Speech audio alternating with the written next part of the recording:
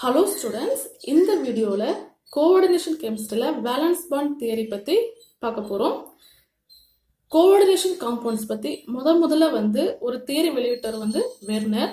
அவரோட தியரியில் நிறைய விஷயங்கள் நம்மளால் தெரிஞ்சுக்க முடியல. ஃபார் எக்ஸாம்பிள், காம்ப்ளெக்ஸ் ஏன் கலர்டாக இருக்குது, அதோட மேக்னெட்டிக் ப்ராப்பர்ட்டி இதெல்லாம் தெரிஞ்சுக்க முடியல. அவருக்கு பிறகு லீனஸ் பாலிங் அப்படிங்கிறவர் இந்த கோஆர்டினேஷன் காம்பவுண்ட்ஸ் பற்றி ஒரு தியரி வெளியிடுறாரு. அதுதான் valence bond theory R VPT. இப்போ மெயின் அசம்ஷன்ஸ் ஆஃப் விபிடி, இந்த விபிடி தியரியில் அவர் என்னென்ன சொல்லியிருக்காரு அப்படிங்கிறத ஒரு 10 பாயிண்ட்ஸாக கொடுத்துருக்காங்க. அதுதான் ஒவ்வொன்றா பார்க்க போகிறோம்.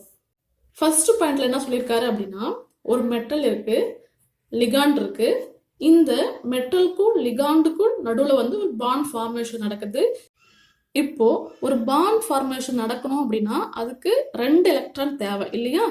இந்த மெட்டலுக்கும் லிகாண்டுக்கும் நடுவில் இருக்கக்கூடிய இந்த பாண்ட் ஃபார்மேஷனுக்கு காரணமான அந்த 2 எலக்ட்ரானையுமே இந்த லிகாண்டே ஷேர் பண்ணிடும். அதனால இந்த பாண்ட் கோவலண்ட் நேச்சரா இருக்கு அப்படின்னு சொல்றாங்க. அடுத்த பாயிண்ட்ல, இப்போ இந்த லிகாண்ட் பாண்ட் ஃபார்மேஷனுக்கு தேவையான எலக்ட்ரான்ஸ் தரணும் அப்படின்னா இதுகிட்ட எக்ஸ்ட்ராவா எலக்ட்ரான் இருக்கணும் இல்லையா? அதுதான் அடுத்த பாயிண்ட். இப்போ ஒரு லிகாண்ட் இருக்கு அப்படின்னா அது பாண்ட் ஃபார்மேஷனுக்கு தேவையான எலக்ட்ரான்ஸ் தரணும் அப்படின்னா அட்லீஸ்ட் அதுகிட்ட லோன் பேர் எலக்ட்ரான்ஸ் இருக்கணும். அப்படி இருந்தா மட்டும்தான் இந்த பாண்ட் ஃபார்மேஷன் சாத்தியமாகும். இதுதான் செகண்ட் பாயிண்ட். அடுத்தது தேர்ட் பாயிண்ட்.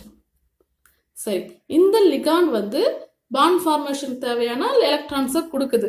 அதுக்கு இந்த மெட்டலுக்கு வாங்கிக்கிறதுக்கு வேக்கண்ட் ஆர்பிட்டால் இருக்கணும். மெட்டலுக்கு வேக்கண்ட் ஆர்பிட்டால்ஸ் இருந்தால் மட்டும்தான் அது கொடுக்கக்கூடிய எலக்ட்ரான்ஸை அதால் வாங்க முடியும். தேவையான ரெக்வயர்ட் அமௌண்ட் ஆஃப் வேக்கண்ட் ஆர்பிட்டால். இப்போ ஃபார் எக்ஸாம்பிள், இப்போ கோஆர்டினேஷன் நம்பர் 6ன்னு இருக்குன்னு வச்சுப்போமே. Coordination number 6. அப்போ அதுக்கு என்ன அர்த்தம்? அந்த மெட்டல் கூட 6 லிகாண்ட் ஜாயின் ஆக போகுதுன்னு அர்த்தம் இல்லையா? அப்போ இந்த மெட்டல் கிட்ட 6 வேக்கண்ட் ஆர்பிட்டால் இருந்தா மட்டும்தான் இந்த பாண்ட் ஃபார்மேஷனும் இந்த காம்ப்ளெக்ஸ் உருவாகிறதுக்கான வாய்ப்பு இருக்கு இல்லையா? அதுதான் தேர்ட் பாயிண்ட். ஒரு மெட்டலுக்கு தேவையான அளவு வேக்கண்ட் ஆர்பிட்டால் இருக்கணும். அடுத்த பாயிண்ட், இந்த மெட்டல் கிட்ட வேக்கண்ட் ஆர்பிட்டால் இருக்கு அப்படிங்கிறத பார்த்துட்டோம். இந்த வேக்கண்ட் ஆர்பிட்டால் என்ன ஆகும் அப்படின்னா ஹைபிரிடைசேஷன் ஆகும். இந்த மாதிரி அப்படின்னா, ஃபார் எக்ஸாம்பிள், ஒரு மெட்டல் இருக்குன்னு வச்சுப்போம். இந்த மெட்டலுடைய அவுட்டர் மோஸ்ட் ஆர்பிட்டால் இந்த மாதிரி. இது ஒரு 3D, இது 4s, இது 4p. இப்போ டி ஆர்பிட்டால்னா 10 எலக்ட்ரான்ஸ் இருக்கும். ஸோ 1 2 3 4. ஒரு எக்ஸாம்பிளுக்காக எழுதுறேன். இதில் 10 எலக்ட்ரான்ஸுமே இருக்குன்னு வச்சுப்போம். சரியா? இப்போ இந்த மெட்டலில் பார்த்தீங்க அப்படின்னா 4s 4p அப்படிங்கிற வேக்கண்ட் ஆர்பிட்டால் வச்சிருக்கு இல்லையா? இந்த வேக்கண்ட் ஆர்பிட்டால் என்ன ஆகும் அப்படின்னா ஹைபிரிடைசேஷன் ஆகும்.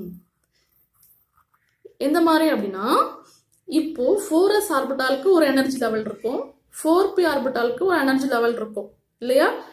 லிகாண்ட் ஜாயின் ஆகிறதுக்கு முன்னாடியே இது 2 ஹைபிரிடைசேஷன் ஆகி புதுசா சேம் எனர்ஜி லெவல்ல ஆர்பிட்டால்ஸ் உருவாக்கும். இந்த மாதிரி 1 2 3 4 1 2 3 4.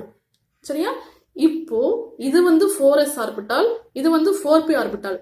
இப்போ ரெண்டும் ஹைபிரிடைசேஷன் ஆகி புதுசா இந்த ஆர்பிட்டாலுக்கு பாத்தீங்க அப்படின்னா சேம் எனர்ஜி தான் இருக்கும், சேம் ஆர்பிட்டால்ஸ் தான். இது என்ன ஆர்பிட்டால்ஸ் அப்படின்னா ஒரு s ஆர்பிட்டாலும் 3 p ஆர்பிட்டாலும் அப்படிங்கிறதுல sp3. இதுவும் ஒரு sp3 தான், இதுவும் ஒரு sp3, இதுவும் ஒரு sp3, இதுவும் ஒரு sp3. ஸோ சேம் எனர்ஜி லெவல்ல சேம் ஆர்பிட்டால்ஸ் ஹைபிரிடைசேஷன் மூலமா உருவாகும் அப்படிங்கிறது தான் ஃபோர்த் பாயிண்ட். அடுத்த பாயிண்ட்ல என்ன சொல்லியிருக்காங்க அப்படின்னா, இந்த வேக்கண்ட் ஹைபிரிடைஸ்டு ஆர்பிட்டால் இருக்கு இல்லையா? இந்த ஹைபிரிடைஸ்டு ஆர்பிட்டால் என்ன ஆகும் அப்படின்னா லிகாண்ட் கூட ஜாயின் ஆகி நமக்கு சிக்மா பாண்ட்ஸ் உருவாக்குது. இந்த எக்ஸாம்பிள் பாருங்க. வேக்கண்ட் ஆர்பிட்டால் இருந்தது, வேக்கண்ட் ஆர்பிட்டால் ஹைபிரிடைசேஷன் ஆகி வேக்கண்ட் ஹைபிரிடைஸ்டு ஆர்பிட்டாலா உருவாயிருச்சு. இப்போ இந்த ஆர்பிட்டால் வந்து லீனியரா வந்து நேரா வந்து லிகான்ஸ் கூட ஒரு 4 லிகான்ஸ் வந்து இது கூட ஜாயின் ஆகுது அப்படின்னா இதெல்லாம் வந்து லிகான்ஸ். லிகான்ஸ் கிட்ட என்ன இருக்கும்? எலக்ட்ரான்ஸ் இருக்கும். இப்போ இங்க 4 வேக்கண்ட் ஆர்பிட்டால் இருக்கு. இந்த லிகான் கிட்ட 4 pairs ஆஃப் எலக்ட்ரான்ஸ் இருக்கு. ஸோ இது வந்து இதுக்கு டொனேட் பண்ணும். இந்த மாதிரி டொனேட் பண்ணிச்சு அப்படின்னா இது வந்து ஓவர்லேப் ஆகி நமக்கு வந்து சிக்மா பாண்ட்ஸ் இந்த மெட்டலுக்கும் லிகாண்டுக்கும் நடுவில் உருவாகும். இதுதான் வந்து 5th பாயிண்ட்ல சொல்லியிருக்காங்க. அடுத்த point, hybridised orbitals R directional. இப்போ வேக்கண்டா இருக்கக்கூடிய இந்த மெட்டல் ஆர்பிட்டாலும் ஃபில்டா இருக்கக்கூடிய இந்த லிகாண்ட் ஆர்பிட்டாலும் ஜாயின் ஆகி நமக்கு வந்து ஒரு ஹைபிரிடைஸ்ட் ஆர்பிட்டால் வந்து உருவாகிடுச்சு. இது வந்து டைரக்ஷனல் நேச்சரா இருக்கும். டைரக்ஷனல் அப்படின்னா ஒரு மெட்டல் இருக்கு அப்படின்னா அது கூட ஜாயின் ஆகக்கூடிய இந்த லிகாண்ட் வந்து ஒரு குறிப்பிட்ட டைரக்ஷன்ல தான் வந்து ஜாயின் ஆகும். எந்த பக்கம் வேணாலும் ஜாயின் ஆயிடாது. அதுதான் வந்து டைரக்ஷனல்னு சொல்லுவாங்க. இதை வச்சுதான் வந்து ஒரு காம்ப்ளெக்ஸ் அயானுக்கான ஒரு ஜாமெட்ரியா வந்து டிசைட் ஆகுது. இப்போ ஃபார் எக்ஸாம்பிள், இப்போ ஒரு காம்ப்ளெக்ஸ் அயானுக்கு கோஆர்டினேஷன் நம்பர் வந்து 2. அதாவது கோஆர்டினேஷன் நம்பர் 2 இருந்தது அப்படின்னா அது எந்த மாதிரியான ஹைபிரிடைசேஷன் நடக்கும் அப்படின்னா sp ஹைபிரிடைசேஷன் நடக்கும். ஒருவேளை sp ஹைபிரிடைசேஷன் நடந்துச்சு அப்படின்னா அதோட ஷேப் வந்து பாத்தீங்கன்னா லீனியரா இருக்கும். அது ஒரு மெட்டல் இருக்கு அப்படின்னா இங்க ஒரு லிகாண்ட் இங்க ஒரு லிகாண்ட் அந்த மாதிரி லீனியர் ஷேப்ல இருக்கும். இதுவே வந்து கோஆர்டினேஷன் நம்பர் வந்து 3 இருந்துச்சு அப்படின்னா இது வந்து ஒரு s ஆர்பிட்டாலும் 2 p ஆர்பிட்டாலும் சேர்ந்து உருவாகும். இதோட ஷேப் வந்து பாத்தீங்கன்னா ட்ரையகோனல் பிளானர். அடுத்து கோஆர்டினேஷன் நம்பர் 4 இருந்துச்சு அப்படின்னா அதுக்கு 2 பாசிபிலிட்டிஸ் இருக்கு. ஒன்று வந்து அது sp3 ஆர்பிட்டாலா இருக்கலாம். அப்படி இருந்ததுன்னா அது வந்து டெட்ராஹெட்ரல் ஷேப்ல இருக்கும். டெட்ராஹெட்ரல் ஷேப்னா உங்களுக்கு தெரியும், ஒரு மெட்டல் இருக்கு அப்படின்னா இந்த மாதிரி இதான் வந்து டெட்ராஹெட்ரல் ஷேப்னு சொல்லுவாங்க. ட்ரையகோனல் பிளானர் அப்படின்னா ஒரு மெட்டல் இருக்கும் இந்த மாதிரி இந்த டைரக்ஷன்ல இருக்கும். இப்படி இருக்கலாம். அப்படி இல்லைன்னா ஒரு டி ஆர்பிட்டாலும் ஒரு எஸ் ஆர்பிட்டாலும் 2 பி ஆர்பிட்டாலும் சேர்ந்து DsP2 ஆர்பிட்டாலா கூட இருக்கலாம். அப்படி இருந்துச்சுன்னா அதோடைய ஷேப் வந்து ஸ்கொயர் பிளானர்.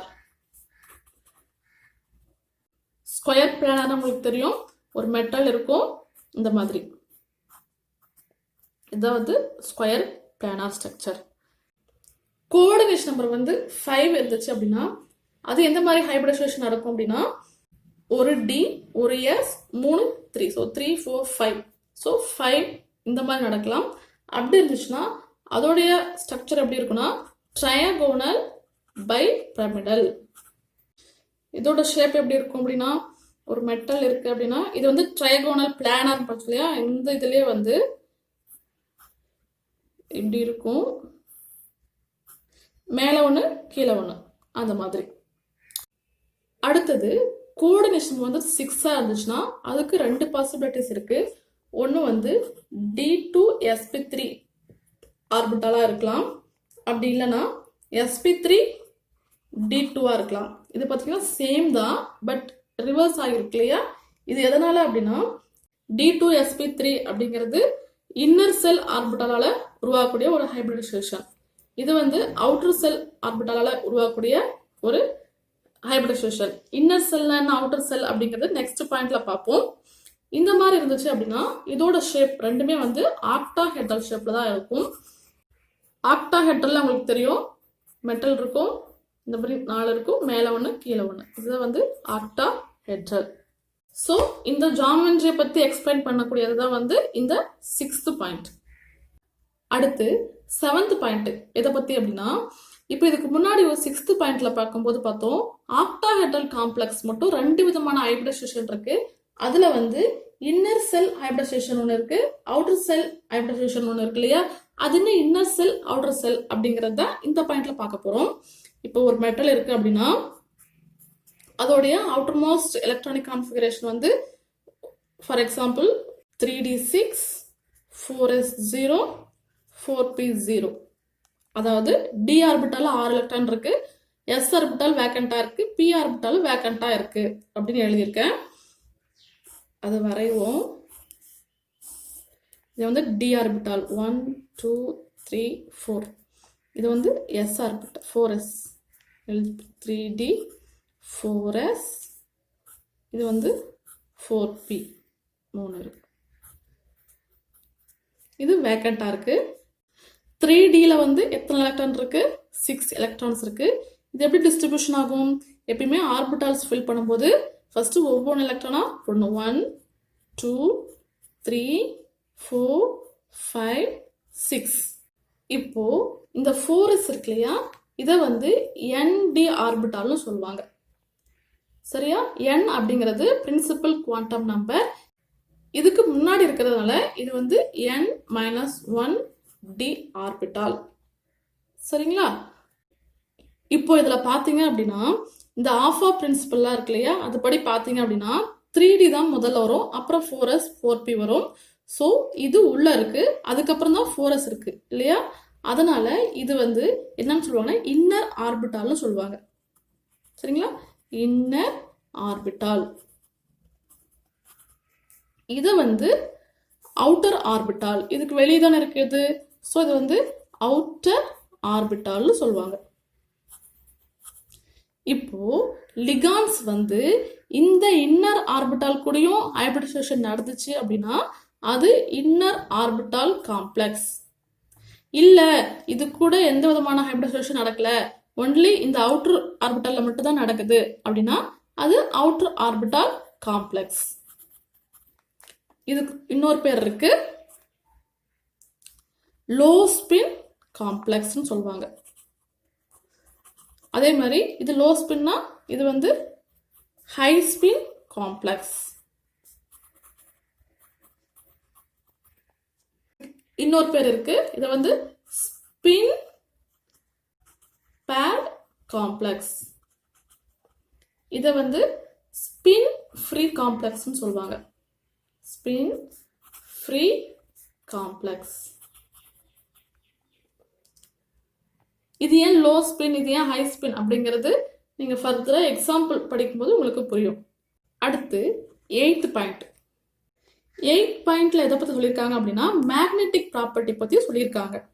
ஒரு காம்ப்ளெக்ஸ் உடைய மேக்னெட்டிக் ப்ராப்பர்ட்டி எப்படி கண்டுபிடிக்கிறது அப்படின்னா, இப்போ இது வந்து ஒரு மெட்டலுடைய கான்ஃபிகரேஷன் போட்டிருக்கோம், ஒரு எக்ஸாம்பிளுக்கு போட்டிருக்கோம். இந்த மெட்டலுடைய கான்ஃபிகரேஷன் ஆஃப்டர் த ஹைபிரிடைசேஷன், லிகாண்டெல்லாம் வந்து ஜாயின் ஆன பின்னாடி அந்த மெட்டலுடைய கான்ஃபிகரேஷன் பார்க்கும்போது அதுல அன்பேர்டு எலக்ட்ரான் இருந்தது அப்படின்னா அது வந்து பாராமேக்னெட்டிக். இப்போ இதுல பாத்தீங்க அப்படின்னா இது வந்து பேர்டா இருக்கு, இது எல்லாத்துலயும் வந்து அன்பேர்டா இருக்கு இல்லையா. ஸோ இந்த மாதிரி இருந்துச்சு அப்படின்னா அது வந்து பாராமேக்னெட்டிக் காம்ப்ளெக்ஸ்னு பேரு. இதுவே ஹைபிரிடைசேஷன் முடிஞ்ச பின்னாடி இதுல இருக்கக்கூடிய எல்லா எலக்ட்ரான்ஸும் வந்து பேர்டா இருந்துச்சு அப்படின்னா, பேர்டுனா ரெண்டு ரெண்டா இருந்துச்சு அப்படின்னா அதுக்கு பேரு டயாமேக்னெட்டிக் ப்ராப்பர்ட்டின்னு பேரு. Diamagnetic complex. So magnetic property பற்றி சொல்லக்கூடியது தான் வந்து இந்த 8th பாயிண்ட். அடுத்து 9th பாயிண்ட். இப்போ ஒரு மெட்டல் கூட ஜாயின் ஆகக்கூடிய ஒரு லிகாண்ட் வந்து ஸ்ட்ராங் ஃபீல்ட் லிகாண்டா இருந்துச்சு அப்படின்னா இந்த மெட்டல் அயனுடைய அந்த அவுட்டர் மோஸ்ட் எலக்ட்ரான்ஸ் இருக்கு இல்லையா, அதை வந்து பேர் அப் பண்ணிடும். ஃபார் எக்ஸாம்பிள் இப்போ இந்த எக்ஸாம்பிள் பார்த்தீங்க அப்படின்னா டி ஆர்பிட்டல்ல 6 எலக்ட்ரான் இருக்கு. ஸோ 1 2 3 4 5 6. இது ரெண்டு வேக்கண்ட் ஆர்பிட்டால். ஒருவேளை இந்த மெட்டல் கூட ஜாயின் ஆகக்கூடிய இந்த லிகாண்ட் வந்து ஸ்ட்ராங் ஃபீல்டு லிகாண்டா இருந்துச்சு அப்படின்னா இந்த அன்பேர்ட் எலக்ட்ரான் எல்லாமே வந்து பேர் பண்ணிவிடும். ஃபார் எக்ஸாம்பிள் இங்க இருக்கக்கூடிய எலக்ட்ரானை வந்து இங்க இருக்கக்கூடியது வந்து இந்த இடத்துல. இப்போ என்னவா மாறிடுவது, இங்க 2 எலக்ட்ரான்ஸ் இருக்கு, இங்க ஒரு எலக்ட்ரான், ஸோ அதோட எலக்ட்ரான் இங்க ஒன்று இங்க ஒன்று. அப்போ ஸ்ட்ராங் ஃபீல்டு லிகாண்டா இருந்ததுனால இதை பேர் அப் பண்ணி 2 புதுசா வேக்கண்ட் ஆர்பிட்டாலே உருவாக்கியிருக்கு இல்லையா? இந்த மாதிரி இருக்கிறதெல்லாம் பேரு ஸ்ட்ராங் ஃபீல்டு லிகாண்ட்னு பேரு. இப்போ உங்களுக்கு ஒரு விஷயம் தெரிஞ்சிருக்கும், லிகாண்ட்ல வந்து 2 விதமான லிகாண்ட்ஸ் இருக்கு. ஒன்று வந்து ஸ்ட்ராங் ஃபீல்ட் லிகாண்ட், இன்னொன்று வந்து வீக் ஃபீல்ட் லிகாண்ட் இல்லையா? எப்படி ஒரு காம்ப்ளெக்ஸ்ல வந்து ஸ்ட்ராங் ஃபீல்ட் லிகாண்டா வீக் ஃபீல்ட் லிகாண்டா எப்படி கண்டுபிடிக்கிறதுனா, இப்போ ஒரு டோனார் ஆட்டத்துல வந்து உங்களுக்கு டோனார் ஆட்டம்னா என்னன்னு தெரிஞ்சிருக்கும். ஒரு மெட்டல் கூட டைரக்டா எந்த ஆட்டம் ஜாயின் ஆயிருக்கோ அதுதான் டோனார் ஆட்டம் சொல்லுவோம். அந்த டோனார் ஆட்டம் வந்து கார்பனாவோ நைட்ரஜனாவோ இல்ல பாஸ்பரஸாவோ இருந்துச்சு அப்படின்னா அது வந்து ஸ்ட்ராங் ஃபீல்டா இருக்கும் அப்படின்னு ஜஸ்ட் இது வந்து ரூல் கிடையாது, இது ஜஸ்ட் ஒரு ட்ரிக் தான். For example Cn minus Nc minus CO NS3 En இது எல்லாமே வந்து பார்த்தீங்கன்னா கார்பன் ஜாயின் ஆயிருக்கும், இதில் நைட்ரஜன் ஜாயின் ஆயிருக்கும், இதுலேயே வந்து C ஜாயின் ஆயிருக்கும், இதில் N எத்திலின் டையமின்ல N இல்லையா, அது வந்து ஜாயின் ஆயிருக்கும். ஸோ இதெல்லாமே ஸ்ட்ராங், இந்த லிகான்ஸ்லாம் வந்துச்சு அப்படின்னா அது வந்து ஸ்ட்ராங் ஃபீல்ட் லிகான்ஸாக இருக்கும். இதே வீக் லிகான்ஸ் அப்படின்னா ஹாலஜன் குரூப்ஸ், ஆக்சிஜன் வந்து டோனார் ஆட்டமாக இருந்தாவோ இல்லை வந்து சல்ஃபர் டோனார் ஆட்டமாக இருந்தாவோ வந்து வீக் ஃபீல்டாக இருக்கும். ஃபார் எக்ஸாம்பிள் ஹாலஜன்னாவின் அது ஃப்ளூரின், குளோரின், புரோமின், அயோடின் இதெல்லாமே. ஆக்சிஜன் டோனார் ஆட்டமாக இருக்கிறதுல வந்து OH, C2O4 இதில் O தான் வந்து டோனார் ஆட்டமாக இருக்கும். அதே மாதிரி SCN இதெல்லாம் வந்துச்சு அப்படின்னா வீக் லிகாண்ட். ஸோ அந்த விபிடியில் கேட்கக்கூடிய எக்ஸாம்பிள்ஸ்லாம் நீங்கள் சால்வ் பண்ணணும் அப்படின்னா உங்களுக்கு கண்டிப்பாக ஸ்ட்ராங் லிகான்ஸ் எது வீக் லிகான்ஸ் எதுன்னு தெரிஞ்சுக்கணும். அடுத்து லாஸ்ட் பாயிண்ட், இப்போ ஒரு மெட்டலுக்கும் ஒரு லிகாண்டுக்கும் நடுவில் நிறைய ஓவர்லாப்பிங் இருந்துச்சு அப்படின்னா அந்த பாண்ட் வந்து ரொம்ப வந்து ஸ்ட்ராங் பாண்டாக இருக்கும், அதோட ஸ்ட்ரென்த் வந்து அதிகமாக இருக்கும். ஸோ ஓவர்லாப் வந்து இன்க்ரீஸ் ஆச்சு அப்படின்னா அதோட ஸ்ட்ரென்த்தும் அந்த பாண்ட் ஸ்ட்ரென்த்தும் வந்து இன்க்ரீஸ் ஆகும். இதுதான் வந்து VBT or valence bond theory.